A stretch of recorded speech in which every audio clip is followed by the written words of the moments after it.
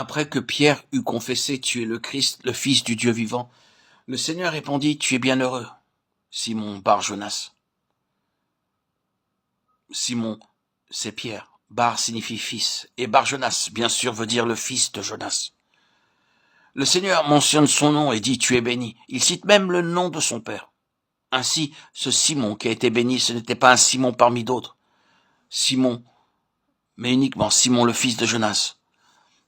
Ensuite, le Seigneur lui dit: Tu es Pierre. Tout cela nous montre que cette révélation est très personnelle, mais que cette déclaration ou confession est aussi très personnelle. Ceux qui n'ont pas fait cette confession ne peuvent pas avoir de part à cette bénédiction. Ce rocher signifie 3 choses. Il est Christ, le Fils du Dieu vivant.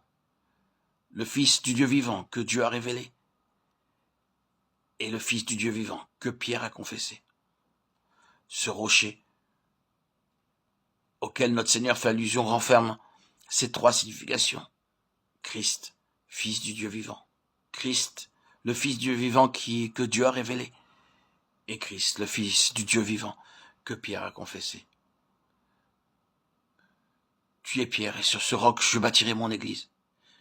Pierre, en grec, Pétros signifie une petite pierre, tandis que roc, Pétra, suggère quelque chose de massif, formé de roche. L'usage que fait notre Seigneur de ces 2 termes est significatif. Il voulait dire ceci. Tu es une petite pierre, Pétros, et je bâtirai mon église sur cette pierre massive, Pétra. Le fondement de l'église, c'est Christ lui-même. Christ est semblable à un roc massif sur lequel est édifiée l'église. Tu es Pierre signifie toi, Pierre. Tu es une petite pierre, et cependant, tu auras une part en Christ. Nous pouvons voir dans ces choses que le Seigneur a besoin de nombreuses petites pierres pour bâtir son église. Ce rocher est une pierre massive, la pierre de la fondation. Il n'y a qu'une seule pierre de fondation, mais il y a beaucoup de petites pierres pour la construction. Le fondement de l'église, c'est Christ lui-même, et l'église est édifiée sur Christ. Cette construction se poursuit encore aujourd'hui. Le Seigneur édifie une petite pierre après l'autre. En vue de cela, quiconque désire être un vase utile pour Dieu dans l'Église doit connaître à la fois que le Seigneur Jésus est le Christ de Dieu et aussi qu'il est le Fils de Dieu. Nous devons le voir non seulement comme le Sauveur, mais aussi comme le Christ établi par Dieu afin d'accomplir son dessein. L'Église doit avoir cette révélation. Elle doit être porteuse de ce témoignage.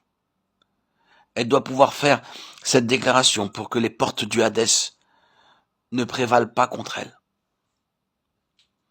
Toutes les tentations que le méchant pourra rassembler et toute son œuvre de mort ne prévaudront pas contre cette Église.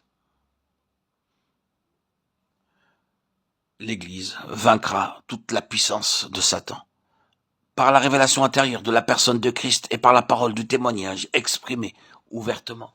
Alléluia, alléluia, alléluia. Les portes du Hadès ne prévaudront pas contre elle et la mort sera engloutie par la vie, car le Seigneur édifie son Église sur ce rocher. Amen. Gloire à Dieu au plus haut des cieux, et paix sur la terre aux hommes qu'il aime.